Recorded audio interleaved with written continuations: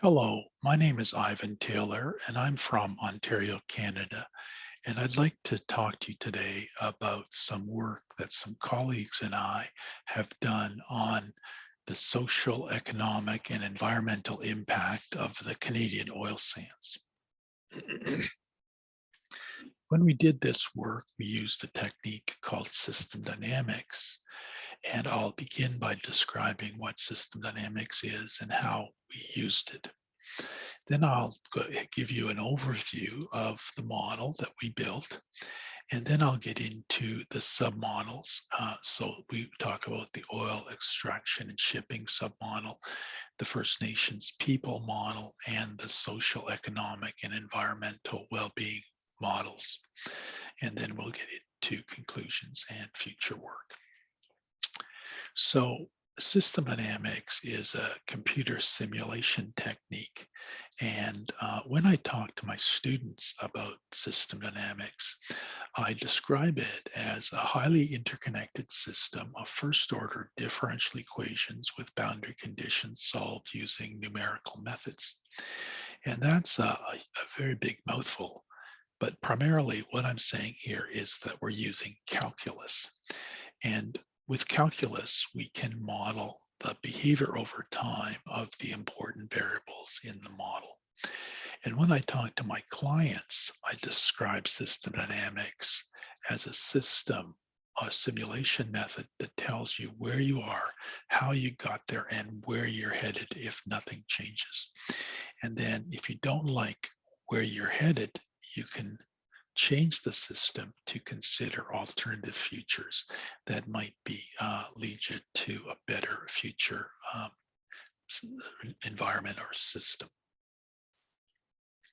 Now, here's an overview of the model. It involves 6 submodels, and the center of this model is the oil extraction and shipping submodel, which is based on the workforce and the worker productivity submodels. And the oil extraction and shipping leads to economic well-being and environmental well-being impacts. And then the workforce and the environmental well-being lead to social well-being aspects. Here is the detailed picture of the oil extraction and shipping submodel. So in system dynamics, we talk about stocks and flows. And stocks are basically containers that contain a certain item, and flows are the way the levels of these containers go up or down. So here we have mining oil reserves, and this is the oil reserves that are on the surface of the area that is being mined. And then we have drilling oil reserves, and this is the oil that's below the surface. And then we have mining and drilling that leads to oil extraction. And the mining is based on the mining workforce and the miner productivity. And the drilling is based on the drilling workforce and the driller productivity. And then the oil that's extracted goes into this extracted oil stock. And then from there, it is either exported to American refineries or to Canadian refineries. And it can be either moved by rail or by pipeline.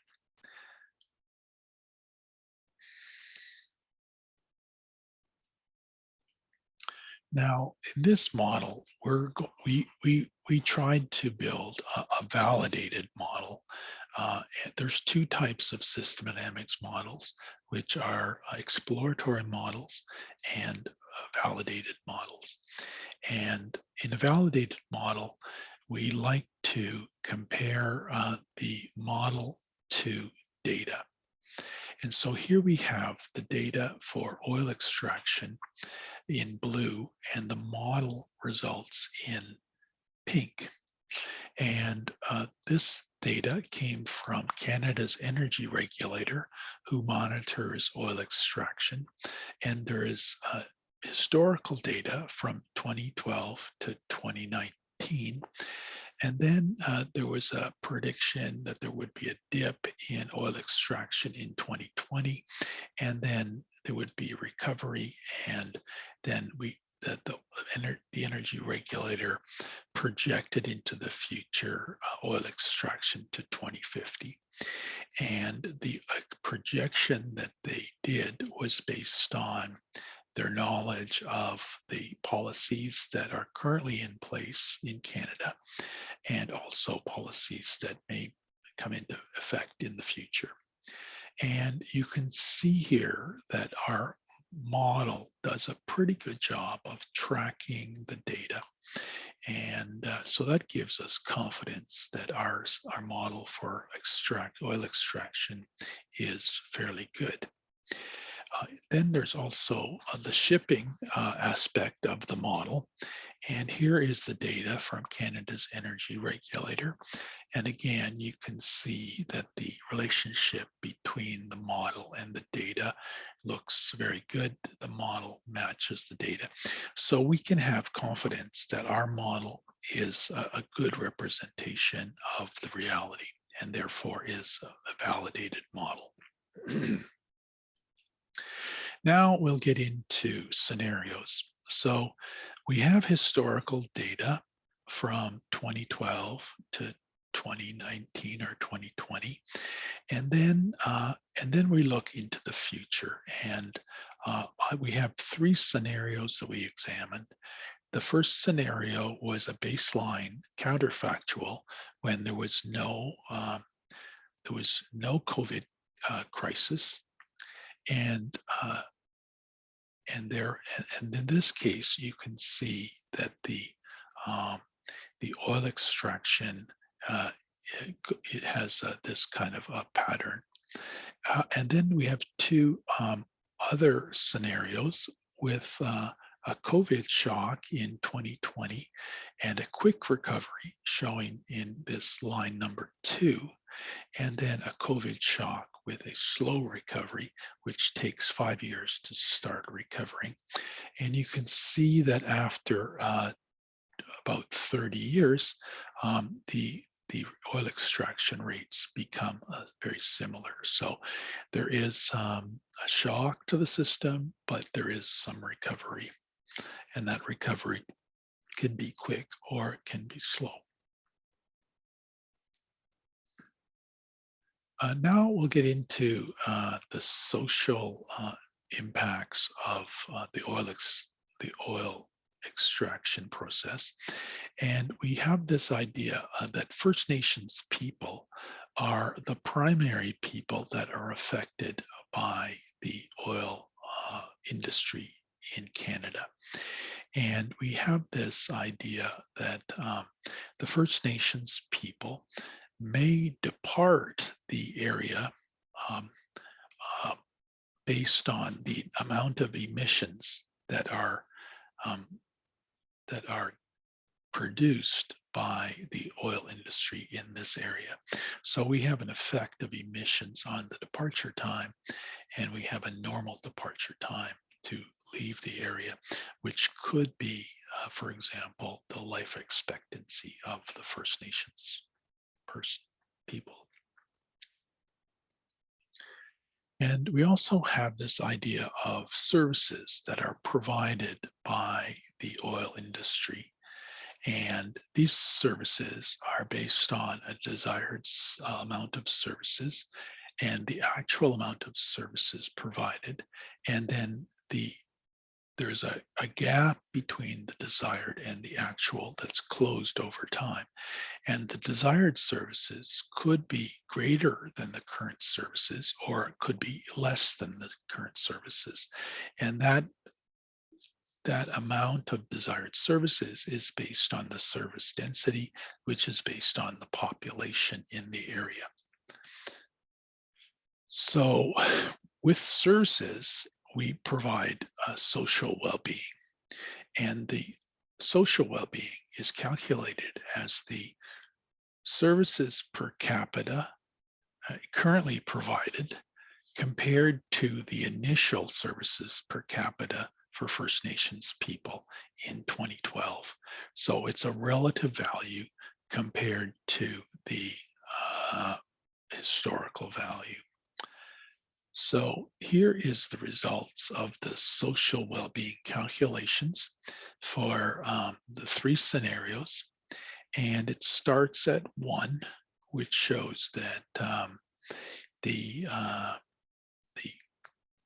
value is nominally set at 1 and then increases or decreases from there.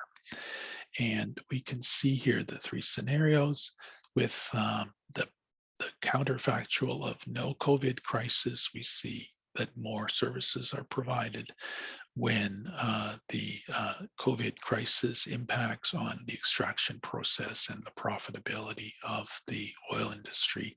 Services will decline. However, notice that there is quite a significant increase in the services provided and therefore the social well-being of the First Nations people.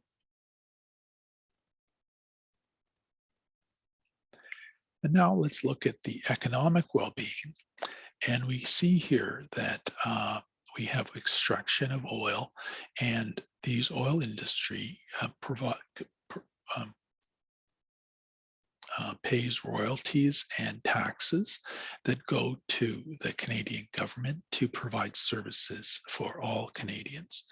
And then there are wages, the workforce, that produce economic benefits. And then we have economic well-being is the comparison between the current economic benefits and the initial economic benefits in 2012. And you can see this graph shows that the economic well-being traces the extraction process pretty closely with the initial value set at 1 and the three scenarios shown here, which show that economic well-being will be quite significant over the next 40 years.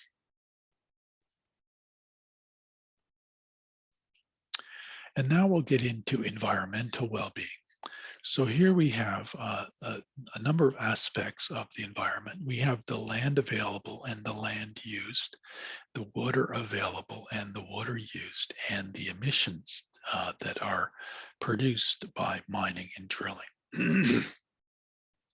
So we have the land use, which is based on the mining and the drilling and the land use rate for mining and drilling.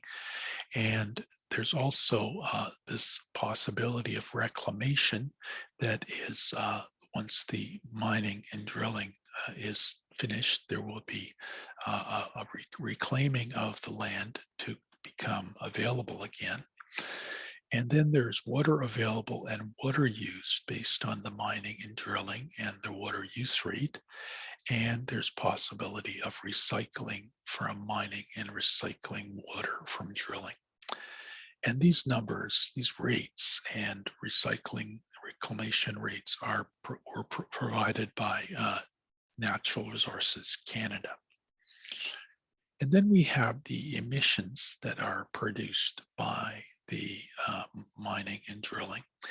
And this model is interesting because we have this idea of a desired emissions rate that changes over time based on research and development. So basically,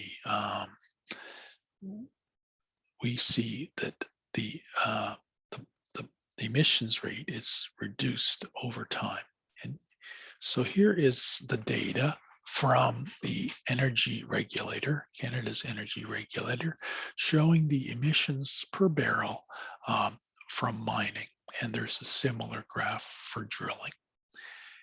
And you can see that the emissions is decreasing over the last 10 years and is expected to continue to decrease into the future to 2050. And here is the picture of the emissions per year, which is a combination of the emissions per barrel that is, and the barrels per year that is mined and drilled. And so you can see again that we have a fairly good match between the model and the data.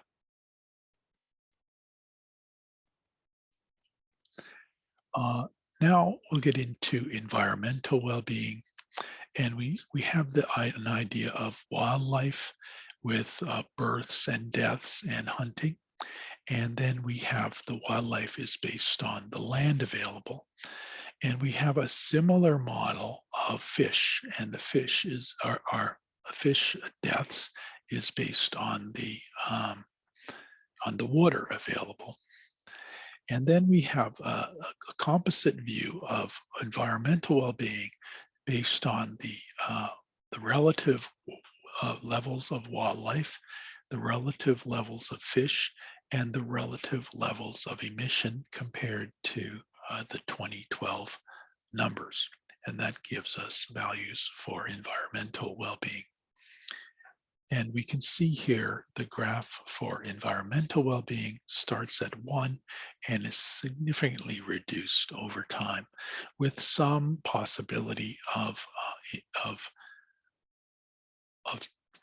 improving the environmental well-being with a slowdown in the extraction processes. So in conclusion, we built a model, and it shows that the COVID pandemic has had and will continue to have an impact on Canada's oil sands industry. And oil production may not return to its pre-COVID trajectory for up to 25 years. We looked at the oil sands industry's contribution to social, economic, and environmental well-being. And we found that the oil sands industry has a positive impact on the social well-being of the First Nations people, and a positive impact on the well-being, economic well-being of all Canadians. However, it's severely negative impact on environmental well-being. So the question for Canada is, do the social and economic benefits compensate for the environmental costs? In future work, we want to introduce some other aspects to the model. In particularly, the price of oil is important towards the profitability of the oil sands industry. And if there is a break-even cost, and if break-even price, and if the price of oil is below the break-even price, which involves the cost of producing oil through mining and drilling, then the oil sands will either be profitable or run at a loss. And so we want to look at the price of oil and whether this oil sands will be profitable over time. And we want to connect the economic benefits to infrastructure, services, and research and development. Because if there are no economic benefits, there would be no money for infrastructure, services, and research and development. And the more economic value, more profitability that the oil sands have, the more money they can spend on infrastructure, services, and R&D. And so we want to link R&D to worker productivity and reductions in environmental impact. So research and development can improve the ability of the mining and drilling to produce oil. And it can also reduce the emissions, as we've seen, and it can also reduce the land use and the water use and the recycling and reclamation rates. And then we want to link land use, water use, hunting and fishing to First Nations social well-being, because the First Nations culture is strongly affected by hunting and fishing and land use and water. And so this is a very important factor that needs to be considered when we look at the First Nations social well-being. And then we want to look at the First Nations social well-being and how that impacts on pipeline construction, because the First Nations people are a very large group that is protesting against pipeline construction on their land. And so there may be a connection between the social well-being that's provided by the oil industry and the protests and the negative attitudes towards the oil industry and pipeline construction. So that's an example of a validated model in system dynamics that we developed for looking at the social, economic, and environmental impact of the oil sands in Canada. If you have any questions or want to find out more, you can reach me at this email address. Thank you very much for your time.